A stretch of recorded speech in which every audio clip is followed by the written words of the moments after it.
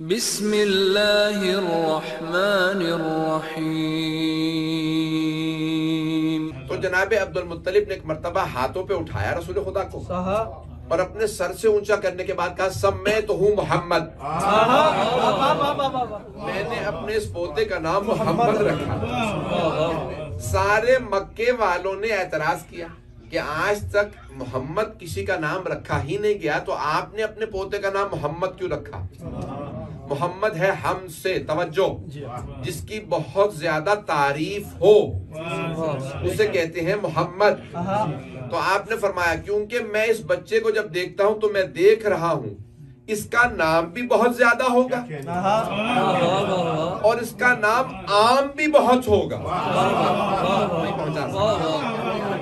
اس زمانے تک یہ نام تھا ہی نہیں، سب سے پہلے رسول خدا کا نام رکھا گیا محمد، لیکن جناب عبد المطلب نے فرمایا کہ میں دیکھ رہا ہوں کہ یہ نام بہت عام ہوگا۔ برطانیہ میں کہا جاتا تھا کہ فرسٹ نیم اور سر نیم جیسے آپ کے بھی چلتا ہے، تو فرسٹ نیم سب سے زیادہ جو کامن تھا وہ تھا جان اور سر نیم تھا سمتھ۔ تو فرسٹ نیم جان اور سمتھ جو ہے کامن ہے سب سے زیادہ، جو یورپ نے کہا کہ کیونکہ انگریزوں نے اپنے غلاموں کو بھی وہی نام دیے، تو وہ دنیا میں سب سے زیادہ عیسائی ہیں تو اپنے نام رکھتے رہے، اپنے بچوں کے بھی غلاموں کے بھی سب۔ اب وہ کہتے ہیں کہ دنیا میں فرسٹ نیم جو سب سے کامن ہے وہ ہے محمد، اور سر نیم جو سب سے زیادہ کامن ہے وہ ہے حسین۔ فیضان گرامی، بن 14 کا یہ نور تھا سرور کائنات کے، اس نور کی وجہ سے سب کو بشارت تھی، جناب عبداللہ جناب آمنہ سب کو بشارت تھی، اور یہاں تک ملتا ہے، یہاں تک میں نے کہا تھا صرف ولادت کے میں پیش کروں گا، یہاں تک ملتا ہے کہ جس گھر میں چلے جاتے تھے وہاں بکریاں دودھ زیادہ دیتی تھی، جس باغ میں قدم رکھتے وہاں پھل زیادہ ہوتا تھا، جس فصل میں قدم رکھ دیتے لوگ ہیں یا نہیں ہیں وہاں فصل بہتر ہوتی تھی، جس تجارت میں چلے جاتے اس میں نفع زیادہ ہوتا تھا۔ کیوں نہ ہو یہ رحمت للعالمین ہے۔ سب نے لکھا کہ جہاں جہاں رہتے تھے ہر آدمی کہتا کہ بھئی ان کے آنے سے ہماری زندگی بدل گئی ہے، جب سے یہ بستی میں آئے ہیں ایسا ہو گیا ہے، جب سے گھر میں یہ آئے ہیں ایسا، یہی تو لکھا ہے نا، سارے مسلمانوں نے لکھا کہ سب کو بشارت تھی، اور اللہ نے کہا کہ دیکھو اے میرے حبیب، میں نے 100 صحیفے 4 کتابیں نازل کی، 100 صحیفے اور 4 کتابیں، 4 کتابیں تو سب کے ذہنوں میں ہوں، تورات زبور انجیل اور قرآن کریم، اور 100 صحیفے، کتنے 100 صحیفے اللہ نے نازل کی مختلف انبیاء پہ، صحف ابراہیم و موسیٰ، اللہ نے قرآن میں کہا بھی ہم نے ابراہیم پہ موسیٰ پہ صحیفے نازل کی، مختلف انبیاء پہ اللہ نے صحیفے نازل کیے، انبیاء پہ صحیفے آتے رہے، لیکن اللہ نے کیا کیا، جس جس نبی کو صحیفہ دیا یا کتاب، اسے کہا آؤ پہاڑ پہ آؤ، پہاڑ پہ آؤ میں تمہیں صحیفہ دوں گا، پہاڑ پہ آؤ کتاب دوں گا۔ جناب موسیٰ کو کوہ طور پہ بلا کے تورات دی، کوہ طور پہ بلایا یا نہیں بلایا؟ عزیزان گرامی، اسی طرح سے جناب عیسیٰ کو جبل سعیر پہ بلایا، جناب داؤد کو فلسطین کے پہاڑوں پہ بلایا، جناب ابراہیم کو پہاڑوں پہ بلایا، تمام وہ انبیاء جنہیں اللہ سبحانہ و تعالیٰ نے صحیفے دیے یا کتابیں دی انہیں پہاڑوں پہ بلایا۔ توجہ، یہ اوروں کا عقیدہ ہوگا کہ اللہ آسمان پہ ہے، پہاڑوں پہ بلایا تو قریب ہو گئے، ہمارا یہ عقیدہ نہیں ہے، اللہ ایک جگہ محدود نہیں ہے، تو پھر پہاڑوں پہ کیوں بلایا؟ 2 وجہ سے، ایک اگر پہاڑ کبھی نجس بھی ہو جائیں تو بارش پڑنے سے پاک ہو جاتے ہیں، نہیں ہے پہاڑوں سے سارا پانی بہہ جاتا ہے، اور دوسرے پہاڑ مخلوق سے دور کرتے ہیں، مخلوق سے دور ہوگے تو اللہ سے قریب ہوگے، ساری مخلوقات سے دور آؤ کوہ طور پہ تورات دوں گا، سارے انبیاء کو بلا کے کتابیں دی، اللہ نے کہا افضل ترین کتاب قرآن،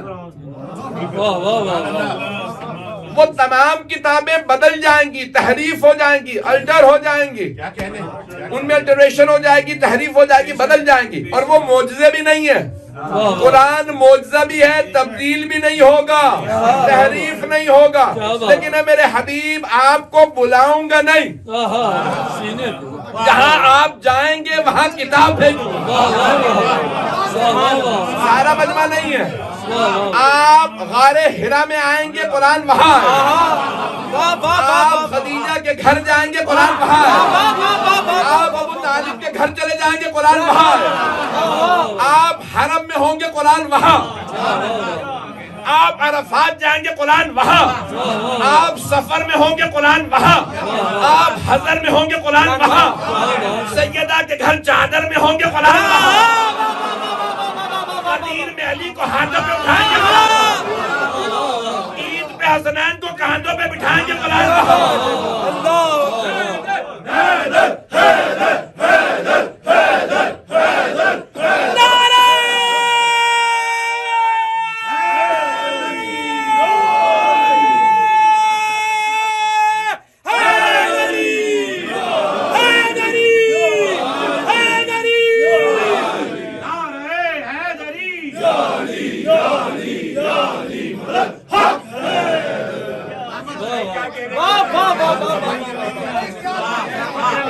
اے میرے حبیب آپ مسجد میں ہوں گے قرآن وہاں آئے گا، آپ گھر میں ہوں گے قرآن وہاں آئے گا، آپ ازواج کے پاس ہوں گے قرآن وہاں، توجہ، آپ جنگ میں ہوں گے قرآن وہاں، صلح میں ہوں گے قرآن وہاں۔ اے میرے حبیب ہم نے انبیاء کو پہاڑوں پہ بلا کے قرآن دیے، آپ جہاں جائیں گے قرآن وہاں، لیکن دو چیزیں لینے کے لیے آپ کو آنا پڑے گا، جب خدیجہ سے شادی ہوگی آپ لینے آئیں گے، جب علی کو کعبے میں بھیجو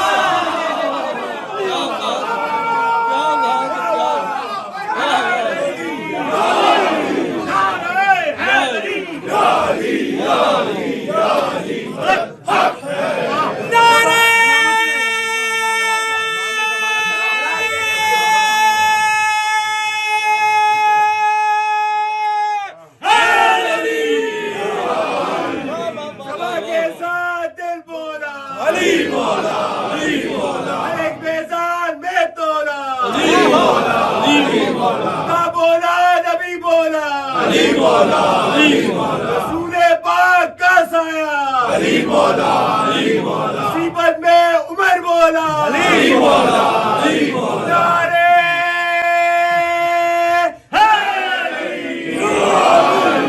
حتیٰ پیغمبر نے 13 شادیاں کی ہیں، کل 13 شادیاں کی ہیں، 12 ازواج خود گھر آئی ہیں، بڑی ذمہ داری سے پڑھو، باپ خود لے کے آئے ہیں، خود لوگوں نے کہا کہ رشتے کر لیجئے، اور اگر ماں باپ کافر تھے تو وہ خود اپنے آپ کو ہبہ کر کے آئی ہیں کہ یا رسول خدا اپنی زندگی آپ پہ قربان، آپ کی بندگی میں رہوں گی۔ حضرت ماریہ قبطیہ نے کہا، حضرت زینب بنت جحش نے کہا، حضرت بھائی جانے گرامی ساری ازواج خود آئی ہیں، لیکن جناب خدیجہ کو ان کے گھر پیغمبر بہانے گئے ہیں۔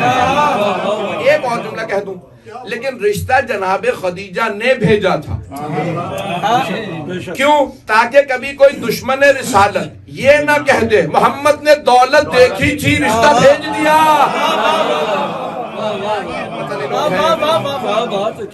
تو ایزانے کی رامی جناب چونکہ وہ ملکۃ العرب تھی، عام دولت نہیں تھی، عام دولت نہیں تھی، اتنی لوگ ہیں یا نہیں، اتنی دولت تھی کہ بڑے بڑے سردار رشتے بھیجتے تھے، بی بی منع کر دیتی تھی، تو جناب خدیجہ نے رشتہ بھیج کے بتا دیا ہم طلبگار، ہم اطاعت گزار۔ بات پہنچ رہی ہے میری؟ جناب موسیٰ کو اللہ نے بھیجا تھا فرعون کے لیے بھیجا، کہا کہ اذهب الى فرعون انه طغى، جاؤ جا کے فرعون کو تبلیغ کرو، وہ طغیانگر ہو گیا، باغی ہو گیا، تو کہا پروردگارا میرے ساتھ کسی کو بھیج، میرے ساتھ کسی کو بھیج، اشدد بہ ازری، میری کمر مضبوط ہو جائے گی، میرا بھائی ہارون میرے ساتھ چلا جائے اور مجھے کو معجزہ دے دے۔ تو اللہ نے کہا کہ بھئی اللہ نے بہرحال اس کے بعد 2 معجزات بتائے، کہا بھئی یہ ٹھیک ہے 2 معجزات، کہا ہاں 2 ہاتھ دونوں میں ایک معجزہ، ایک ید بیضا دوسرا عصا، اور ساتھ میں ایک بھائی جو ساتھ میں پشت کے طور پہ کھڑا رہے گا مضبوط۔ اب جناب موسیٰ نے کہا تھا کہ من اہلی، میرے اہل خانہ میں سے ہو، میرے اہل خانہ میں سے ہو.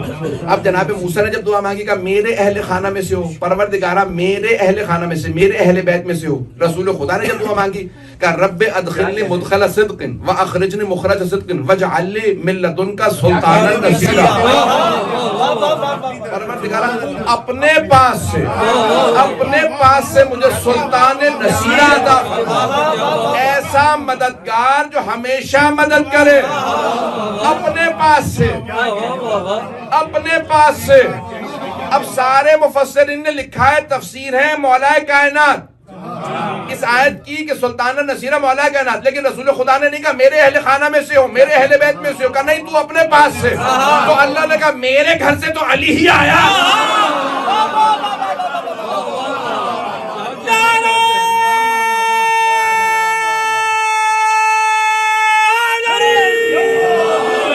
پہاڑ پہ جناب موسیٰ نے جبل کوہ طور پہ، طور سینا پہ دعا مانگی اور وہاں گئے اور سب کچھ عطا ہوا. یہاں پیش کر رہا ہوں، امام رضا علیہ السلام نے دلیل دی. کہا دیکھو اے یہودیوں، تم یہ مانتے ہو کہ ان کے دو معجزات، ہم بھی دو معجزات مانتے ہیں. تم کہتے ہو کہ کوہ طور پہ گئے تھے اور وہاں سے لے کے آئے. توجہ، تو بعد والے انبیاء نے تو اس سے بڑے بڑے معجزات دکھائے. جناب عیسیٰ نے مردوں کو ٹھوکر مارا زندہ کر دیا. سرور کائنات نے چاند کے دو ٹکڑے کر دیے، ایک کو مشرق میں بھیج دیا، دوسرے کو مغرب. توجہ، ان کے ہاتھوں پہ سنگریزوں نے تسبیح پڑھی. کہا کہ نہیں، یہ سارے معجزات تو ان کے ماننے والوں نے بتائے ہیں، ہم نے خود تو نہیں دیکھے. امام رضا علیہ السلام نے سوال کیا اچھا تو جناب موسیٰ کے معجزات تو نے خود دیکھے؟ تو اس نے کہا نہیں، خود تو نہیں دیکھے، وہ تو کئی ہزار سال پہلے تھے، مستند کتابوں میں پڑھے، اوتھینٹک بکس میں نے پڑھے. تو امام نے فرمایا کہ اچھا اگر اوتھینٹک بکس میں، مستند کتابوں میں بعد والے انبیاء کا بھی تذکرہ دکھا دوں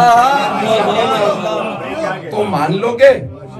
کہا ہاں، لیکن مستند آپ کے نزدیک نہیں، ہمارے نزدیک. آپ اپنی مستند کتاب دکھائیں گے تو میں تو مانتا نہیں، میرے نزدیک مستند. امام نے کہا یہ بتا تیرے نزدیک سب سے مستند کون سی کتاب ہے؟ کہا ہمارے نزدیک تو توریت ہی ہے. امام نے کہا اچھا ذرا مجمع کو بتا میری توریت کی تلاوت کیسی ہے. وہ کچھ دور کھڑا تھا، اس نے توریت کھولی. امام نے کہا دائیں صفحے سے سننا شروع کر. سنانا شروع کر. امام نے عبرانی زبان کی تلاوت کی، اس نے آدھا صفحہ سنا، اس کے بعد کتاب بند کی. کہا مجھے یہ بتائیے آپ وہاں ممبر پہ بیٹھے، میں اتنی دور یہاں کھڑا ہوں، یہ آپ کو پتا کیسے چلا میں نے صفحہ کون سا کھولا؟ امام نے کہا اگر بغیر دیکھے بتا نہ سکوں تو حجت خدا نہیں.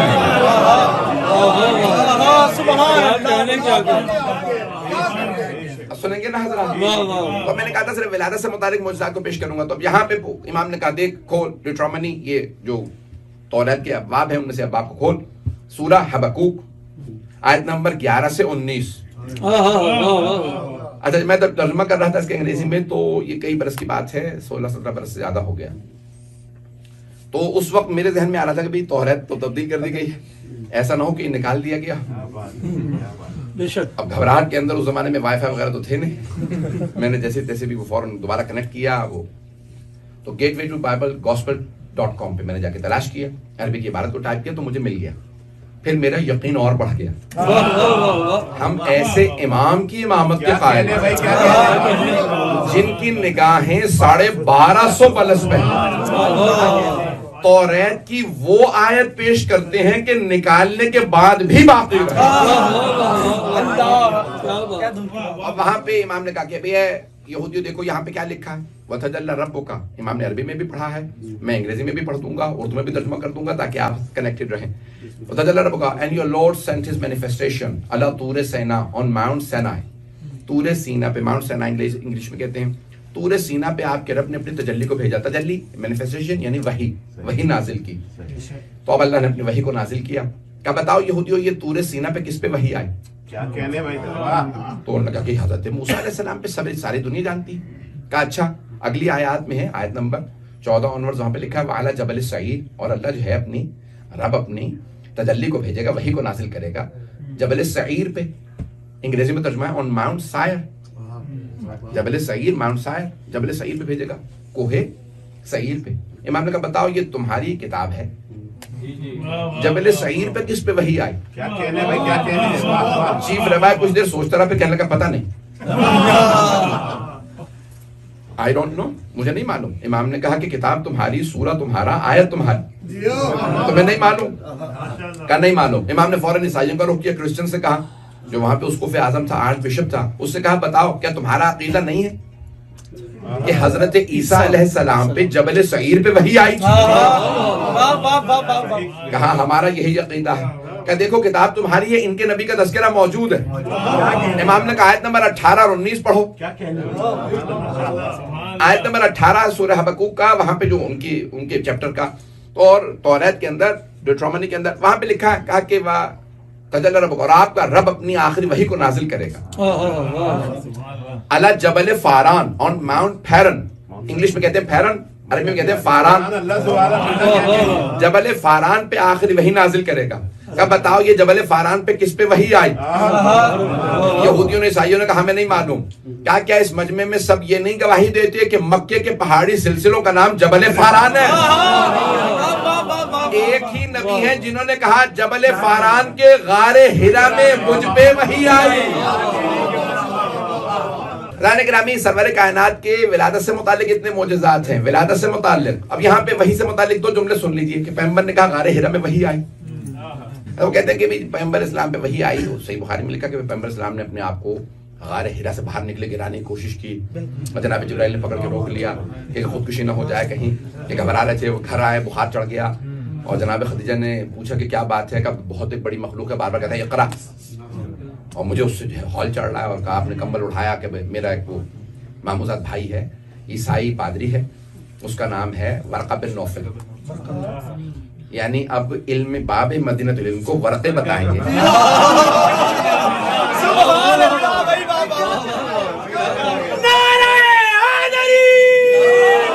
وَأَوْحَيْنَا إِلَىٰ أُمِّ مُوسَىٰ، اللہ کہتے ہیں ہم نے مادر موسیٰ پہ وحی نازل کی. ہم نے مادر موسیٰ پہ وحی نازل کی، موسیٰ کی ماں پہ وحی نازل کی. انہیں تابوت میں رکھ کے بہا دیں. جناب موسیٰ کی ماں نے پلٹ کے کہا تیرا حکم ہے، میرا دل نہیں مانتا، تیری خاطر بہا رہی ہوں. نہیں ہے مجمع. دریائے نیل پہ آئیں جناب موسیٰ کی والدہ، جناب موسیٰ کو رکھا تابوت میں. یہ جو تابوت سکینہ ہے وہ وحی ہے جس میں جناب موسیٰ کی والدہ نے رکھ کے بہایا تھا. تو بنی اسرائیل اس کا بڑا احترام کرتے تھے. اور جب جناب موسیٰ دنیا سے جانے لگے تو کہا کہ میرا امامہ، میرا عصا، میری انگوٹھی سب اسی میں رکھ دینا. وہ بھی تائید کر گئے، تابوت گرانا مت، یہی تابوت سکینہ ہے. اگر بدعت ہوتا تو پیغمبر منع کر دیتے. جناب موسیٰ کی ماں پہ وحی آئی.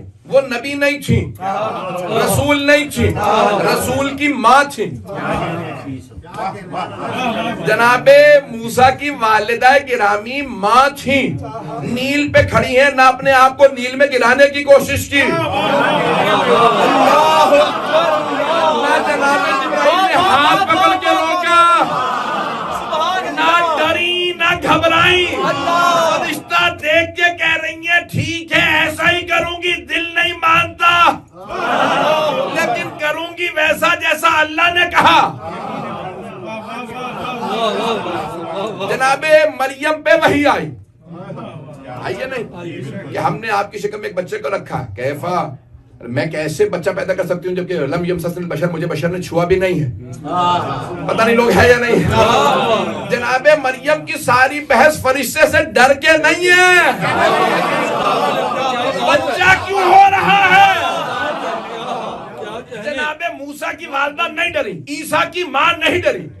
موسیٰ عیسیٰ کا ڈرنا تو دور کی بات، ان کی مائیں نہیں ڈری. بیویاں ہوتے ہوئے، پاک دامن ہوتے ہوئے، پردہ دار ہوتے ہوئے، لیکن مسلمانوں نے پیغمبر کو ڈرا دیا.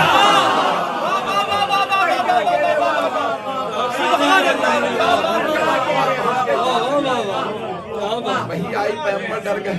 بات پہنچ گئی کہ کیسے ہو سکتا ہے پیغمبر اسلام کا دل پریشان ہو جائے. ہو گیا جی. اوہا ربک الی النحل ان اتخذ البیوت فی الجبال، ہم نے شہد کی مکھی پہ وحی نازل کی پہاڑوں پہ گھر بنایا کرو. تم شہد نیچے رکھتی ہو، سارے جانور کھا کے چلے جاتے ہیں. بلندیوں پہ اپنے چھتے بناؤ. پتہ نہیں لوگ ہیں یا نہیں. نہ شہد کی مکھیاں جلی نہ ڈری نہ خودکشی کی کوشش. چلے وہ جیسی بھی وہی رہی ہو. عزیزان گرامی یہ سردار انبیاء کیسے ممکن ہے کہ فرشتہ دیکھے اور کہیں اقرا بار بار کہیں اور دل میں خوف آ جائے بخار ہو جائے. عزیزان گرامی نہ جانے کس کو بخار آیا تھا, کون ڈرا تھا, ڈر کے رویا تھا.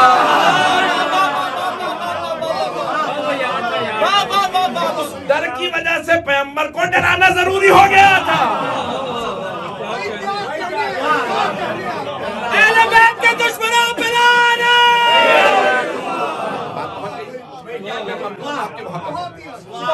آپ پہنچ گئے ہیں گرامی. سرور کائنات سردار انبیاء کیسے ممکن ہے فرشتہ آئے اور پیغمبر ڈر جائیں؟ بلکہ فرشتے کی کیا مجال کے کہے اقرا پڑھ, بلکہ کہیں پڑھیے. عزیزان گرامی ہمارا عقیدہ یہ ہے کہ حقیقت رسول خدا کی ہے, فرشتے ان کی تجلی ہیں.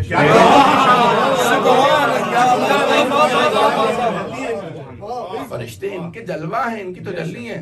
سورج کی جیسے کرنیں ہوتی ہیں, فرشتے ان کی کرنیں ہیں. اب پہنچ گئی. 25,000 برس میں ایک مرتبہ نمودار ہوتا ہے. میں اس ستارے کو 25,000 مرتبہ دیکھوں. کہ جبرائیل اگر دیکھو گے تو پہچان لو گے؟ کہ یا رسول اللہ 25,000 مرتبہ دیکھا, ایک نہ 2 مرتبہ. کیسے مرتبہ؟ کیسے ممکن ہے کہ دیکھوں اور نہ پہچان سکوں؟ تو اگر کیوں نہیں پہچانتے؟ وہ ستارہ مجھ محمد کا نور ہے. دنیا میں بھی تشریف لائے ہیں تو ان کی تنزیل ہے, یہ حقیقت نہیں ہے. یہ ان کی حقیقت نہیں ہے. ان کی حقیقت کا کوئی دنیا میں تحمل ہی نہیں رکھتا. اور یہ سن لیجیے حدیث بہار الانوار کی حدیث ہے, اگر برداشت نہ ہو تو اس کو کارڈ ڈیلیٹ کر دیجیے گا بعد میں اپنی میموری سے. کہ حدیث نبوی لی مع اللہ ساعۃ لا یتحملہ ملک مقرب اور نبی مرسل. میرے اللہ کے ساتھ بعض اوقات ہر روز دن میں ایسے معاملات ہوتے ہیں جس کا تحمل کوئی نہ فرشتہ رکھتا نہ کوئی نبی رکھتا. میں اللہ کے ساتھ ایسے جو ہے وہ تعلقات میرے ہیں کہ کوئی اس کا تحمل ہی نہیں رکھتا, کوئی برداشت ہی نہیں کر سکتا. توجہ. تو ایک مرتبہ علماء نے لکھا ہے, یہ شیعہ سنی علماء نے, کہ بھی جناب سرور کائنات تشریف فرما تھے اور جناب مولا کائنات صحابہ سے کہا رک جاؤ. کہ علی کیوں رسول خدا کے پاس جانے کا؟ نہیں, رک جاؤ ابھی وحی آ رہی. سب رک گئے. کب چلے جاؤ وحی مکمل ہو گئی. کہ یا رسول اللہ ہم آپ کے پاس آ رہے تھے, علی نے ہمیں روک دیا کہ وحی آ رہی ہے. کہا علی نے صحیح کہا. کہ بلاؤ میرے بھائی کو. کہا کہ یا علی آپ نے روکا تھا. کہا یا رسول اللہ کیونکہ جبرائیل آپ پہ وحی نازل ہو رہی تھی, وہ فرما رہے تھے, اس لیے میں نے روک دیا ان سب کو. تو کہا انک تسمع ما اسمع وترى ما ارى. جو کچھ میں سنتا ہوں آپ بھی سنتے ہیں, جو کچھ میں دیکھتا ہوں آپ بھی دیکھتے ہیں. امت کے غریبوں کا, فقیروں کا پیغمبر سے کیا مقابلہ. آپ کیونکہ پتہ چل گیا کہ سب پاکستانی تو جملہ پیش کر رہا ہوں. تعلق تو ہوتا ہے, ہو ہی جاتا ہے, وطن کے عجیب غریب محبت ہوتی ہے. یہ پاکستانی حضرات اس کو زیادہ لطف لیں گے. تمام حضرات آپ نے سنا ہوگا کل اور آج میں جتنی بھی نعتیں ہو رہی ہیں پاکستان کے اندر, جتنے جلسے ہو رہے ہیں, سب جگہ پہ غلام ہیں غلام ہیں. ان کا دکان نے جواب بھی دیا, رسول کے غلام ہیں. تو ساری امت غلام ہے رسول کی. سب کے سب مسلمان ایک ہی نعرہ لگا رہے ہیں, غلام ہیں رسول کے غلام. اور یہاں تک کہ جنہوں نے شروع کیا تھا وہ تو چلے گئے. ان کے بیٹے نے کہا کہ صحابہ کا بھی اس لیے مقام زیادہ ہے کیونکہ سارے صحابہ غلام رسول. صحابہ بھی سب کے سب غلام رسول ہیں. سارے صحابہ غلام, تابعین غلام, امتی غلام, سارے غلام پیغمبر مولا. اور جس کے پیغمبر مولا اس کے علی.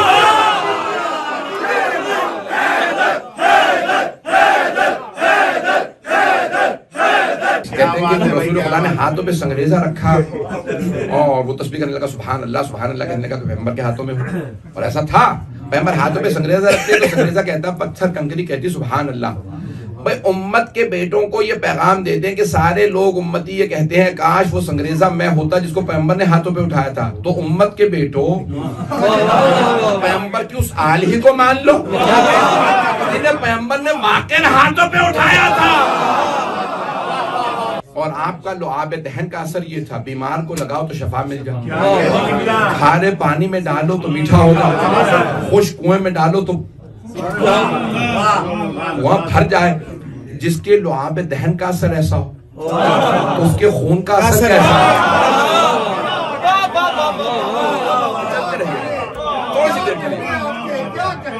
تھوڑی سی دیر کے لیے چلیے گا۔ عزیزان گرامی، سب نے لکھا ہے کہ صحابہ کرام سب کے سب رسول خدا کے بدن کے معجزات میں سے کیا تھا؟ پیشانی سے نور نکلتا، کہ یہاں تک کہ ام المومنین کہتی ہیں کہ دن میں اگر سوئی کھو جاتی تھی رات کا انتظار کرتے تو صحابہ کو بتا نہیں، تو صحابہ نے کہا ام المومنین جب رات میں تو اندھیرا اور زیادہ ہو جاتا تو آپ رات کا انتظار کیوں کرتی تھی؟ کیونکہ رات میں سرور کائنات تشریف لاتے تھے، وہ سوئی جو دن کی روشنی میں نہیں ملتی تھی پیغمبر کی پیشانی کے نور میں مل جاتی تھی۔ یہ کیسے ناخلف بیٹے ہیں کہ امہات المومنین کی نہیں مان رہے، ملاؤں کی نہ ماننا کہ بحثیں کرتے رہو پیغمبر نور تھے یا خاکی۔ ام المومنین ماں بتا رہی ہے پیغمبر کی پیشانی میں نور تھا۔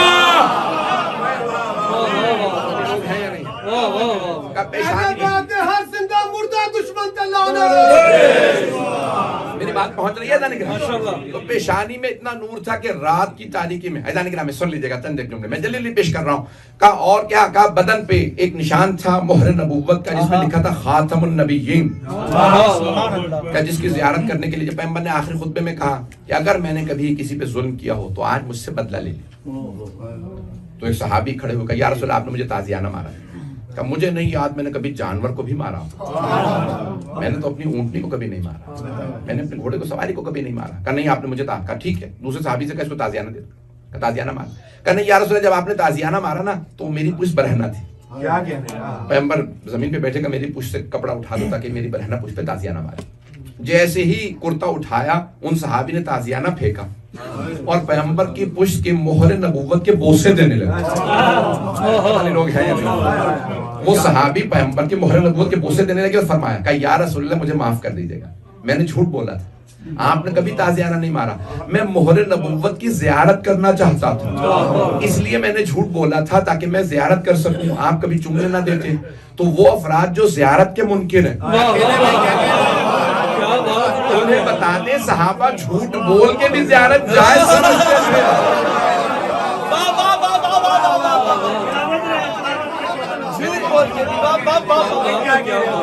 تمام کر دیا۔ ایذان گرامی آخری جملے سن لیجیے، میں محبتوں کے آپ کا ممنون ہوں۔ کب پیغمبر کے بدن کے ایسے معجزات تھے، تو ایذان گرامی جو جس میں مبارک کے معجزات لکھے ہیں بے انتہا معجزات ہیں، جس کے اندر لکھا ہے کہ آپ کے منہ مبارک بڑھتے نہیں تھے، ناخن بڑھتے نہیں تھے پوری زندگی میں۔ آپ نے کہا صرف ایک مرتبہ حجت الوداع کے موقع پہ آپ نے سر کے بال منڈوائے، سارے صحابہ نے کہا یہ منہ مبارک اسے کہا جاتا ہے، یہ آپس میں تقسیم کر لو، ہاتھ میں رکھ کے دعا مانگو کہ قبول ہو۔ مجھے تعجب ہے ماننے پہ آتے ہیں تو بال کو مان لیتے ہیں اور نہیں ماننے پہ آتے تو آل کو نہیں مانتے۔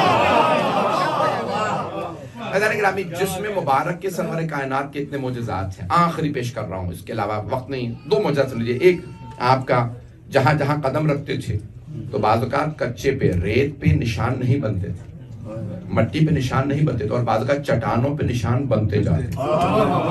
یہ اب آپ کو سمجھ میں آیا قدم گاہ کے نشان؟ اگر کبھی کوئی انکار کرے کہ قدم گاہ کے نشان کیسے ہیں تو یہ رسول ان کی آل کا معجزہ تھا کہ جہاں قدم رکھتے تھے جہاں چاہتے تھے نقش بن جاتا، جہاں چاہتے تھے وہاں نقش نہیں بنتا۔ تو صحابہ نے خود پوچھا یا رسول خدا آپ پاؤں رکھ رہے ہیں، ہمارے پاؤں کے نشان بن رہے ہیں، آپ کے پاؤں کے نشان نہیں۔ کہا جہاں چاہتا ہوں اختیار رکھتا ہوں، وہاں نقش بنتا ہے، جہاں نہیں بنتا۔ اور جہاں پیغمبر اسلام سو رہے ہوتے صحابہ کا مجمع سب دیکھ کے بتاتے تھے یہ پیغمبر سو رہے ہیں۔ کہا کیسے؟ کیونکہ پیغمبر پورا بدن ڈھانپ کے سوتے تھے، کالی چادر لیتے تھے۔ کیا کہنے؟ اے کالی کملی والے تجھ پہ لاکھوں سلام، ہر جمعے کو پاکستان میں نعت پڑھی جاتی ہے، اے کالی کملی والے تجھ پہ لاکھوں سلام۔ پیغمبر کالی ابا اوڑھے تو سنت ہے، شیعہ کالے لباس پہنے تو بدعت ہے۔ وہ پیغمبر کالا ماما کالی ابا لینا یعنی ہمارے ہاں پورے سال میں مکروہ نہیں ہے. کالا لباس مکروہ ہے، صرف غم میں جائز ہے، مستحب ہے، ثواب ہے اس کا. اس کے علاوہ تو کہتے لیکن کالا ماما پورے سال پہنو مکروہ نہیں، کالی ابا پورے سال پہنو مکروہ نہیں. پتہ نہیں لوگ ہیں یا نہیں. اور کالا رومال، اور بعض نے لکھا کالے موزے بھی، کالی جرابے بھی. تو ادان کرام میں بھی کہا کہ پیغمبر کیونکہ کالی ابا لیتے تھے اور آج تک مسلمان پڑھ رہے ہیں کالی کملی والے تجھے لاکھوں سلام. سن لیجیے گا، مکمل کر رہا ہوں. تو پیغمبر جہاں سوتے تھے نا تو رات کی گپ اندھیرے میں بھی سارے صحابہ دیکھ کے کہہ دیتے تھے یہ رسول خدا سو رہے ہیں. لوگ پوچھتے کیسے معلوم ہے؟ کبھی ان کے جسم سے نور چھن چھن کے نکلتا ہے، نور بتاتا ہے یہ پیغمبر سو رہا ہے. پیغمبر کروٹ نہیں لیتے تھے، پورا بدن ڈھانپ کے سوتے تھے، سر سے لے کے پاؤں تک بدن ڈھانپ کے سوتے، لیکن پھر بھی سب کہتے تھے یہ پیغمبر سو رہے ہیں. صحابہ میں نور نہیں تھا، وہ تاریک تھے. پیغمبر کا نور چھن چھن کے نکلتا تھا، ابا سے باہر آتا تھا، ابا اوڑھتے تھے پھر بھی پتہ چلتا تھا یہ پیغمبر ہیں. نور بتاتا تھا پیغمبر ہیں. تو مجھے کہہ لینے دیں اگر پیغمبر کو شب ہجرت کسی کو اپنے بستر پہ سلانا ہو ایسے کو سلائیں گے جس کے جسم سے ویسا ہی